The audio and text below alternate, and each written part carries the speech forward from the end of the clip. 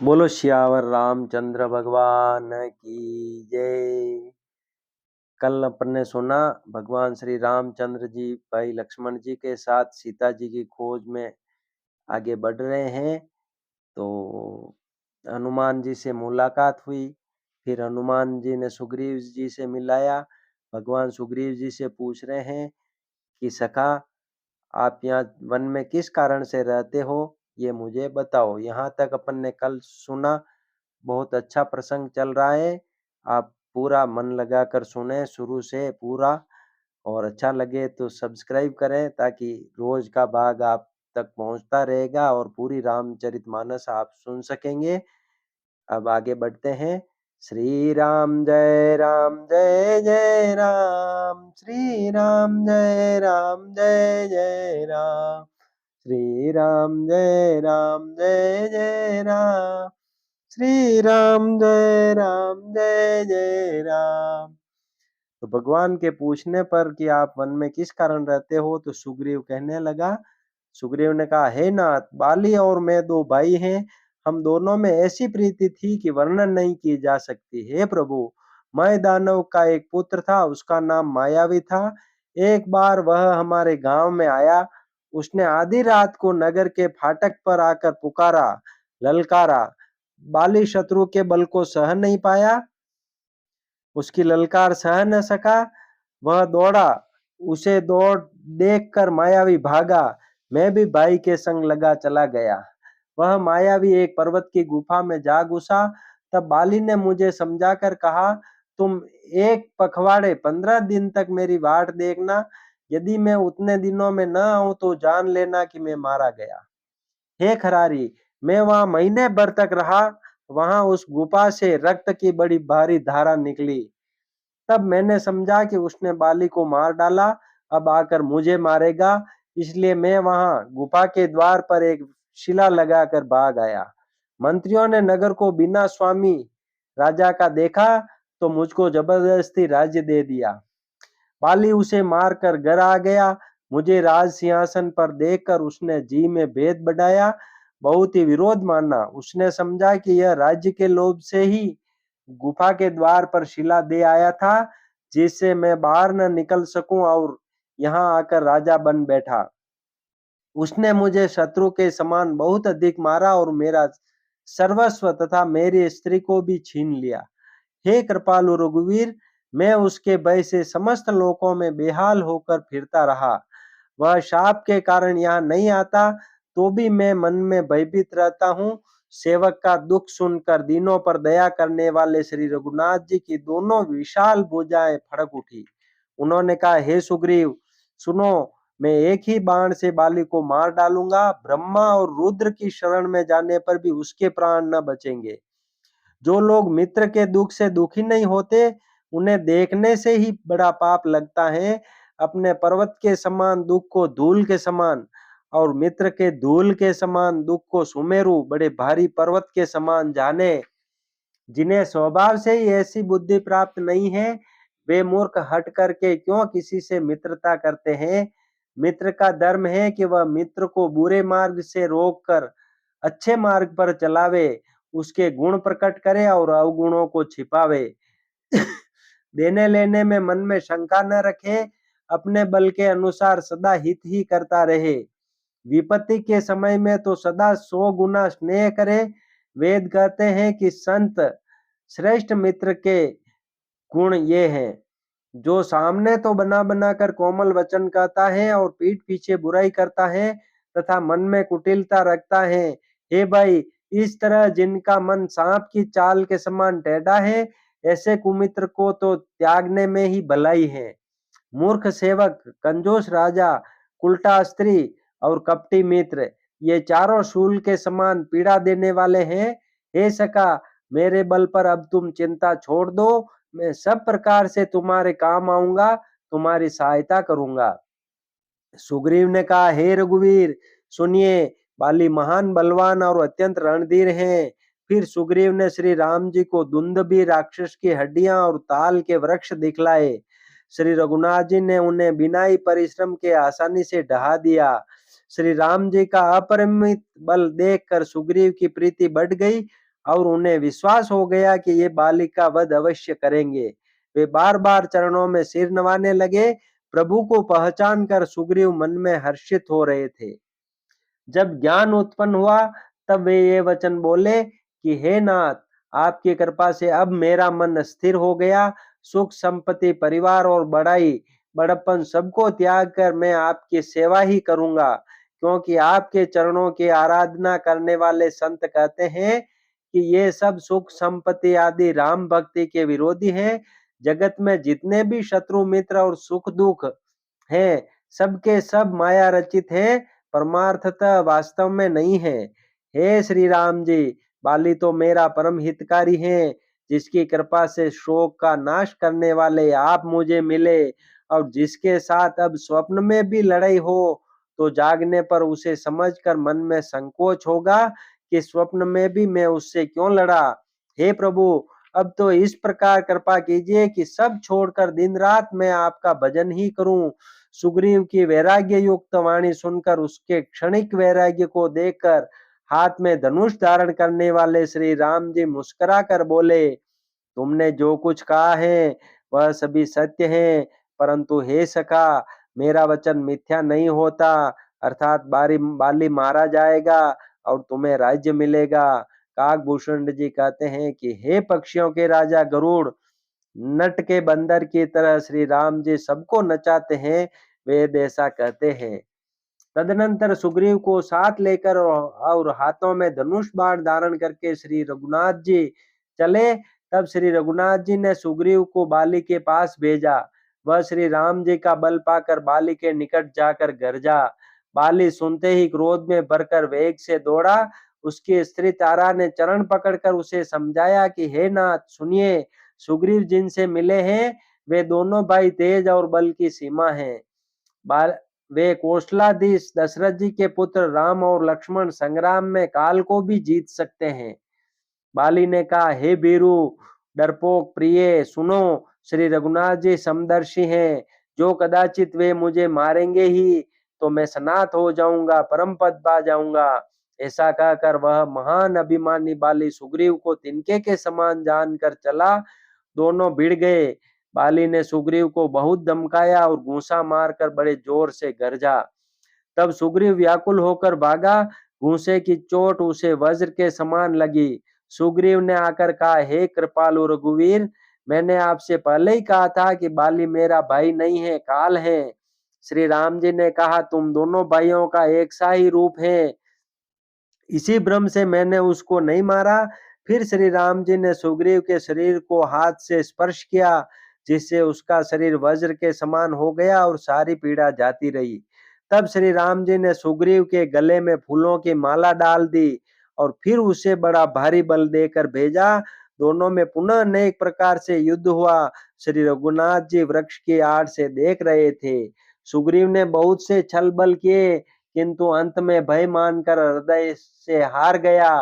तब श्री राम जी ने तान कर बाली के हृदय में बाण मारा। बाण के लगते ही बाली व्याकुल होकर पृथ्वी पर गिर पड़ा, किंतु प्रभु श्री रामचंद्र जी को आगे देखकर वह फिर उठ बैठा। भगवान का श्याम शरीर है, सिर पर जटा बनाए हैं, लाल नेत्र हैं, बाण लिए हैं और धनुष चढ़ाए हैं। बाली ने बार बार भगवान की ओर देखकर चित्त को उनके चरणों में लगा दिया। प्रभु को पहचान कर उसने अपना जन्म सफल माना। उसके हृदय में प्रीति थी, पर मुख में कठोर वचन थे। वह श्री राम जी की ओर देखकर बोला, हे गोसाई, आपने धर्म की रक्षा के लिए अवतार लिया है और मुझे व्याध की तरह छिपकर मारा। मैं वैरी और सुग्रीव प्यारा। हे नाथ, किस दोष से आपने मुझे मारा?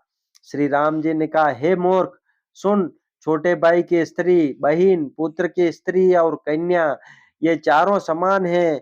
इनको जो कोई बुरी दृष्टि से देखता है उसे मारने में कुछ भी पाप नहीं होता। हे मूढ़, तुझे अत्यंत अभिमान है, तूने अपनी स्त्री की सीख पर भी कान नहीं दिया। सुग्रीव को मेरी भुजाओं के बल का आश्रित जानकर भी अरे अधम अभिमानी, तूने उसको मारना चाहा।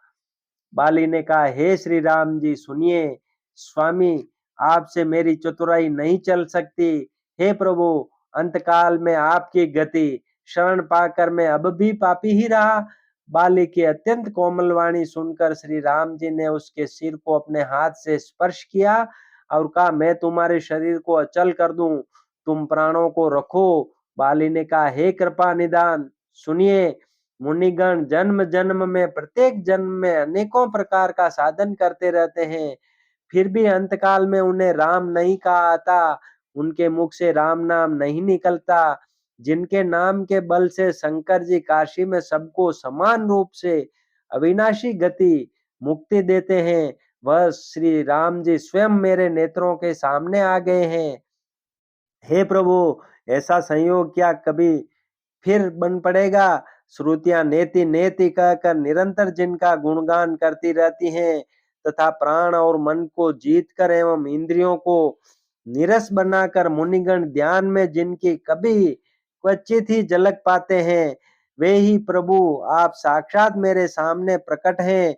आपने मुझे अत्यंत अभिमानवश जानकर यह कहा कि तुम शरीर रख लो, परंतु ऐसा मूर्ख कौन होगा जो हठपूर्वक कल्प वृक्ष को काटकर उससे बबूर के बाढ़ लगावेगा, अर्थात पूर्ण काम बना देने वाले आपको छोड़कर आपसे इस नश्वर शरीर की रक्षा चाहेगा। हे नाथ, अब मुझ पर दया दृष्टि कीजिए और मैं जो वर मांगता हूं उसे दीजिए। मैं कर्मवश जिस योनि में जन्म लूं वहीं श्री राम जी आपके चरणों में प्रेम करूं। हे कल्याणप्रद प्रभु, यह मेरा पुत्र अंगद विनय और बल में मेरे ही समान है, इसे स्वीकार कीजिए और हे देवता और मनुष्यों के नाथ, वहां पकड़कर इसे अपना दास बनाइए। श्री राम जी के चरणों में दृढ़ प्रीति करके बाली ने शरीर को वैसे ही आसानी से त्याग दिया जैसे हाथी अपने गले से फूलों की माला का गिरना न जाने। श्री रामचंद्र जी ने बाली को अपने परम धाम भेज दिया। नगर के सब लोग व्याकुल होकर दौड़े। बाली की स्त्री तारा अनेकों प्रकार से विलाप करने लगी, उसके बाल बिखरे हुए हैं और देह की संभाल नहीं है। तारा को व्याकुल देखकर श्री रघुनाथ जी ने उसे ज्ञान दिया और उसकी माया अज्ञान हर ली।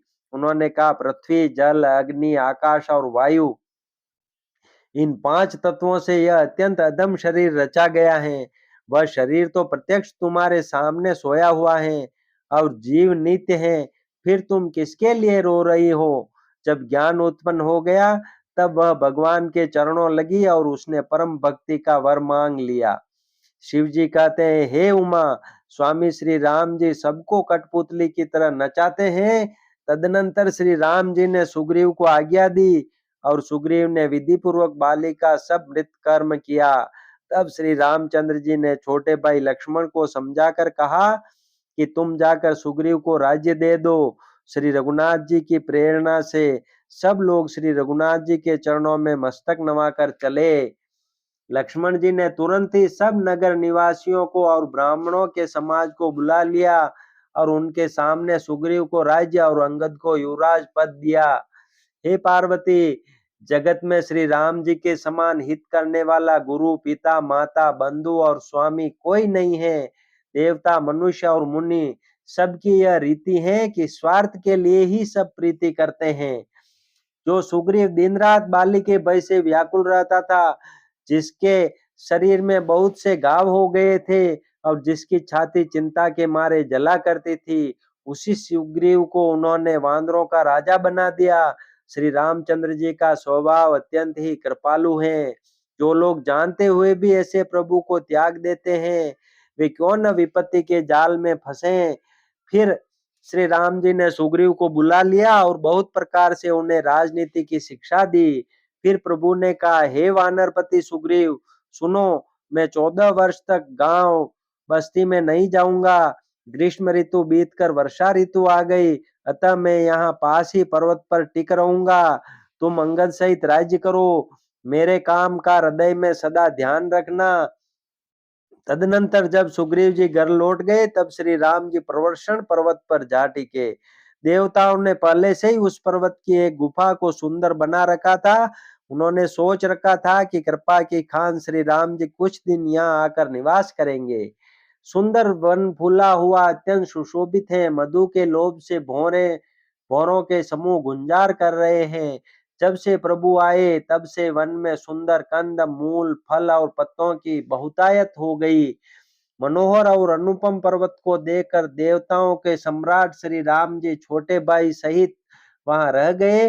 देवता, सिद्ध और मुनि भंवरों, पक्षियों और पशुओं के शरीर धारण करके प्रभु की सेवा करने लगे। जब से रमापति श्री राम जी ने वहां निवास किया तब से वन मंगल स्वरूप हो गया। सुंदर स्फटिक मणि की एक अत्यंत उज्जवल शिला है, उस पर दोनों भाई सुखपूर्वक विराजमान हैं। श्री राम जी छोटे भाई लक्ष्मण जी से भक्ति, वैराग्य, राजनीति और ज्ञान की अनेकों कथाएं कहते हैं। वर्षा काल में आकाश में छाए हुए बादल गरजते हुए बहुत ही सुहावने लगते हैं।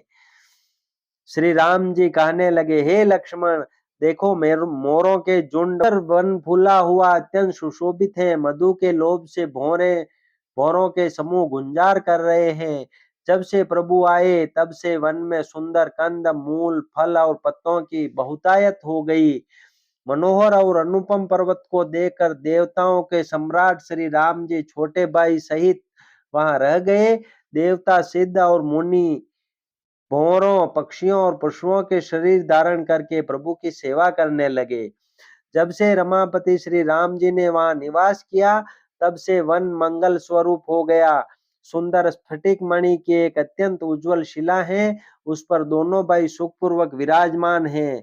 श्री राम जी छोटे भाई लक्ष्मण जी से भक्ति, वैराग्य, राजनीति और ज्ञान की अनेकों कथाएं कहते हैं। वर्षा काल में आकाश में छाए हुए बादल गरजते हुए बहुत ही सुहावने लगते हैं। श्री राम जी कहने लगे, हे लक्ष्मण, देखो मोरों के झुंड बादलों को देखकर नाच रहे हैं, जैसे वह वैराग्य में अनुरक्त ग्रस्त किसी विष्णु भक्त को देखकर हर्षित होते हैं। बोलो सियावर रामचंद्र भगवान की जय।